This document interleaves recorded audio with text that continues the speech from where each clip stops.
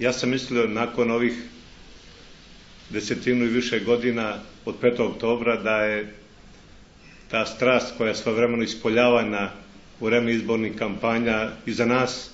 Međutim, evo vidite da se dešava i ovo vreme nakon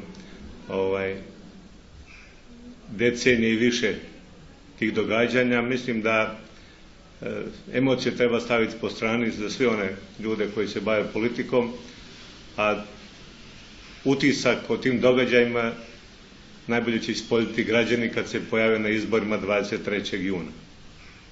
Oni će to ili kazniti ili nagraditi.